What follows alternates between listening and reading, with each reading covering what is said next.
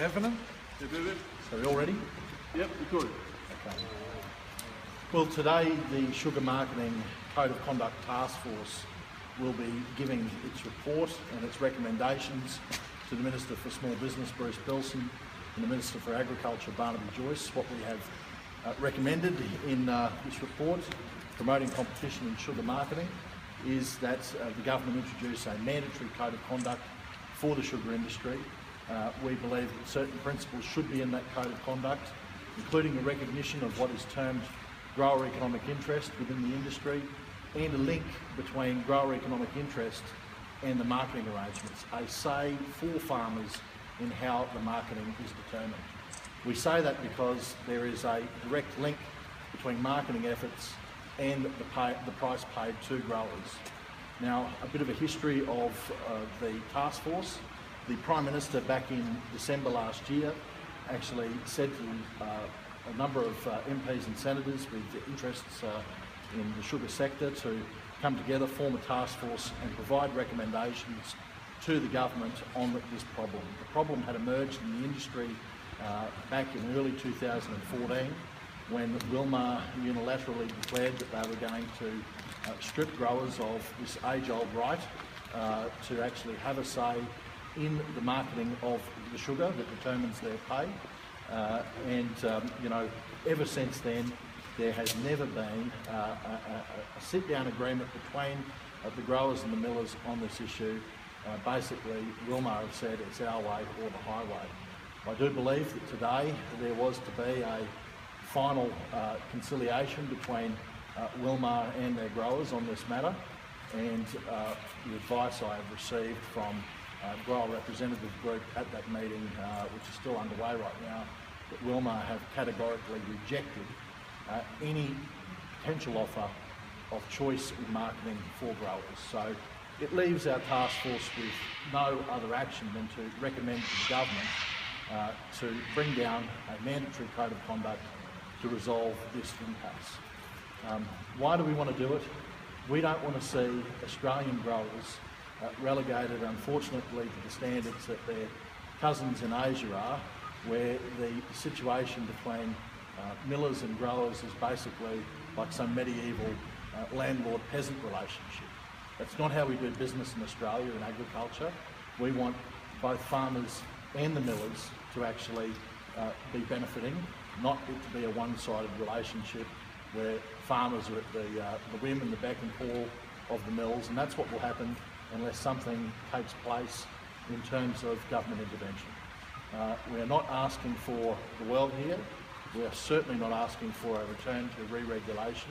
What we are simply saying is keep in place the practices that have currently gone before in this industry, which is ensuring that growers have a say in the marketing arrangements. Now, I'm going to let Matt Canavan speak because Matt has been a key player in this Sugar Code of Conduct Task Force. And Matt, you want to say a few words? Thanks, George. Thanks very much, mate.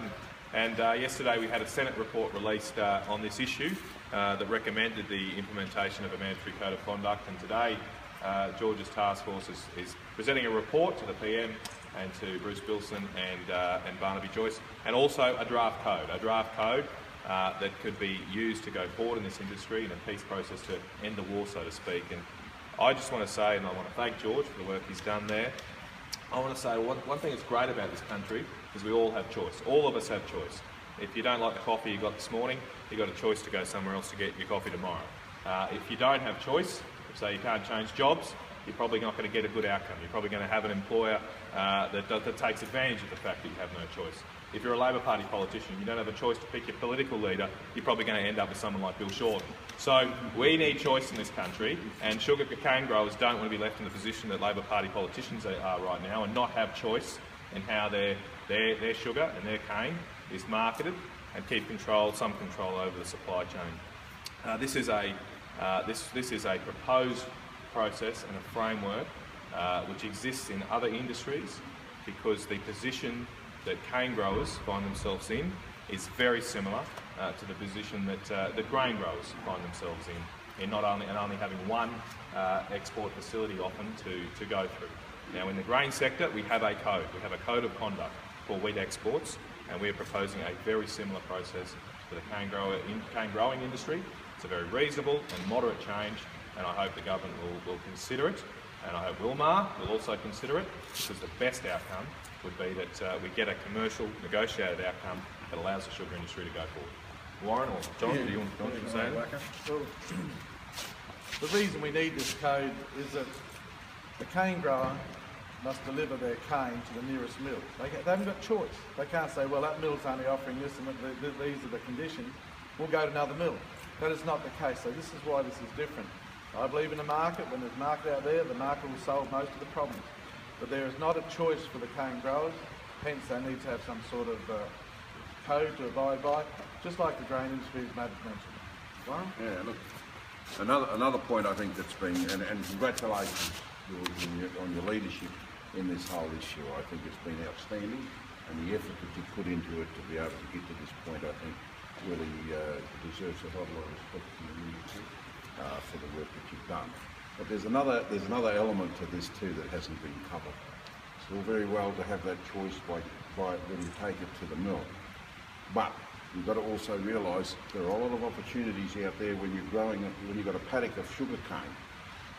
You need to be able to have the opportunity of getting something returned from that crop other than just growing cane that gets dropped off at the mill. In other countries you've got literally dozens of other uses for that product. And I think, we talk about ethanol, we talk about a range of other opportunities, cogeneration and other things there that can be utilised through that product. And I think it's important for the long-term viability and profitability of a lot of these farmers that they need to be able to be in a position to get some sort of return for the diversity of use of that product.